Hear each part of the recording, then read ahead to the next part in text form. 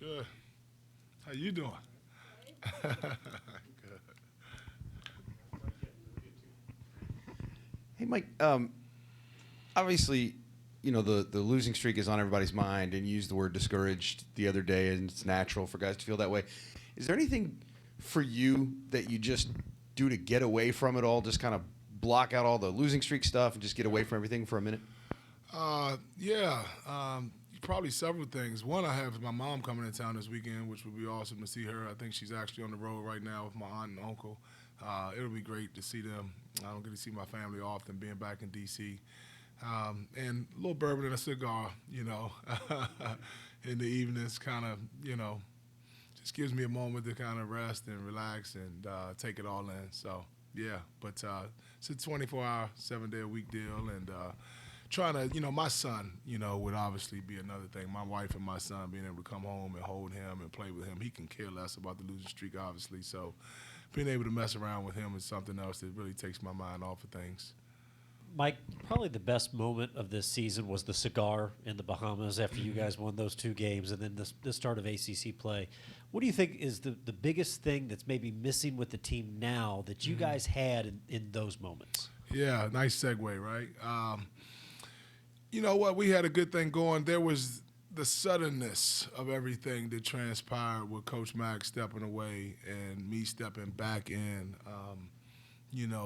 When to start the year, right? I knew I was going to have those first 6 games for at least a month or so. I can't remember how long, but we knew it in advance, so we could prepare for it. I was a lot more prepared for it, despite being incredibly nervous about it. We knew it was coming. This we didn't see coming right away, and so it kind of fell in our lap. And we've been treading water ever since. But we've been competing, obviously, given our performances in every game except the Syracuse game, we've been right there. So I think that we're, chomping at the bit to get over the hump and really excited about having a good practice today and playing a really good Clemson team tomorrow and seeing what happens. Mike, Jared talked a little bit about trying to maintain a positive attitude and demeanor even with everything going on. How hard has that been for something for you personally? Yeah, I'm human, so it's easy to, as I said in the last press conference, be frustrated, discouraged a little bit, but those are just emotions, and I have to make sure that they don't stay with me, right? I have to maintain a positive approach, which hasn't been incredibly hard, again, given our kids' effort, their willingness to come in. Again, I've talked about coachability at times, and we've had some of those issues, but large in part, their willingness to come in and compete and get after it and not quit has helped me remain positive. So, again, you talk about the family, my wife, my son, my mom, my dad, a lot of support from back home. All of that certainly helps as well. Mike, you said after the first 6 games, that experience had taught you that you could do this. You could be a head coach because you didn't know, you hadn't done it. Do you feel like this year, do you feel prepared for just about anything at this point, that anything that the situation could throw at you? Well, I think that I'll be a lot better prepared than the average candidate who hasn't been a head coach, obviously, given the circumstances that I've been given. But it certainly doesn't make me an expert. I'm learning every day, growing every day. My cup is never full. I'm ever learning. I'm learning from our players, learning from our staff, on the phone with coaches, trying to figure out what they're doing well. Everybody's in that grind right now in February, trying to finish strong, so not able to talk to as many people as I'd like. But I would like to think that I'm much better prepared going into the next season as a potential head coaching candidate than I would if I had been an assistant coach the entire year. Has your mom seen you coach a game yet as a head coach? You know what? She's. I want to say that my mom is 2 or 3-0 on the year. So getting her back in the building will be hopefully will be a good thing for everybody. Mike, talk a little bit about Clemson and what you see with them, as though they've been struggling as well here lately. What do you see with those guys, and what do you expect tomorrow? I'll be honest with you, Jody. I see a team that their record doesn't indicate how talented they really are. They're a really good team, and I think the world of Coach Brownell. He's a guy that not many you can't get much chatter from a lot of head coaches on the road when you're recruiting. He's a guy that I've been afforded an opportunity to talk with a little bit. He's a really nice guy. Incredible coach. I think for their team, P.J. Hall is an animal. He's one of the best bigs in the league by far. I think they're very well-rounded on the perimeter as well, with some guys that can handle the ball and get in the lane and shoot it. They're a really good team, even without Hunter Tyson, who I know was a big-time contributor for them. They're going to be tough to beat in here on Saturday, and it starts with us being able to contain P.J. Hall and not allow him to get easy baskets around the rim.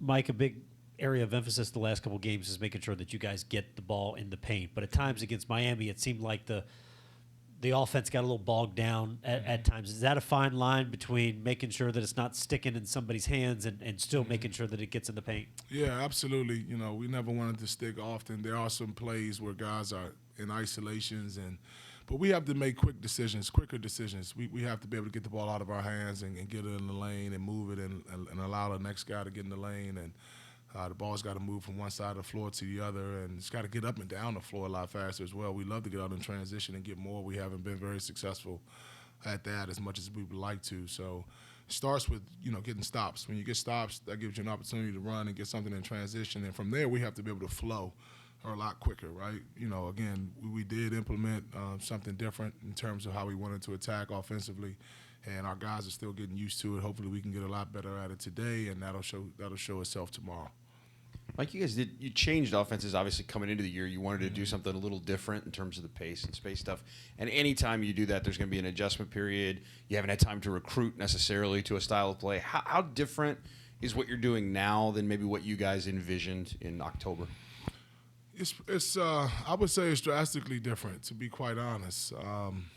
We wanted to get our bigger guys in the lane a little more, still setting a ball screen, but it allows us, if we choose to play two traditional big guys. It does involve a rhythm and a timing that takes time, but it is vastly different from what we were doing at first. I thought that our offense to start the year, in principle, in theory, it was something that's really solid and something that you see a lot of teams doing, to be quite honest, at the pro and college level.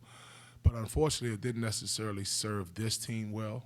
And, any coach wants to play to the strengths of his players. And so we started to tweak some things with Coach Mack. And then when he left, there were still some remnants of it. And then we just finally decided, hey, we have to move away from it entirely and we have to figure something else out. And we try to call more set plays and, again, implement a different flow game. And that takes an adjustment. That takes some time. We talked about the Bahamas earlier. We were a different team. We were running things differently offensively. We had a different vibe. The kids really got used to me, and we understood the assignment. Hey, we got 6 games here before Coach Mack comes back. Let's get them all right? We got 5 out of 6. Down the bombshell happens, and now we're starting over. And so it's no excuse. We have to pick up the pieces and move on and figure it out. And, again, we've been right there. So hopefully we can press forward and knock that wall down and get a W here tomorrow. Mike, you talked a lot about coachability in that last press conference. How have the guys kind of responded to that since you made those comments?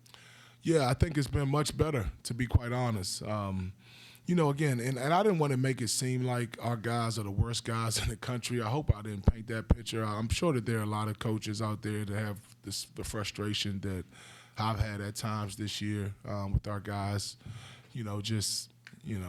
being good listeners, active listeners, and then doers, right? And not, feeling like they have to have something to say or any of that. But that goes on, I think, in every program. And I think our guys have responded as I've made that a bigger issue. And, obviously hoping going forward that that's not something that we have to worry about.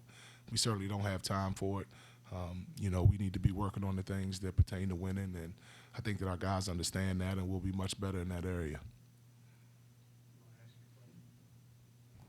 What's your favorite NBA player? All right. I thought you were going to be a lot harder than me on me than that. My favorite current NBA player is probably, because I'm biased. No, like as a kid. Oh, as a kid. Okay, even better. Michael Jordan. When I was your age, I had all his tapes. You don't even know what a tape is, I'm sure. But I had the VHS and the Come Fly With Me and the Jordans and the shorts and the wristband and the whole 9. I was a bigger version of Mike.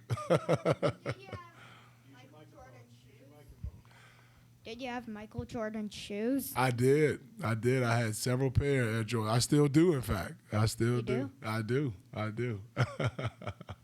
Does Louisville wear Michael Jordans? I don't know if I'm allowed to answer that.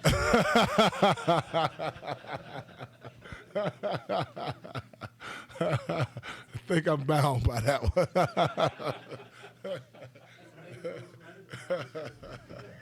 Is that it? All right, thanks, guys.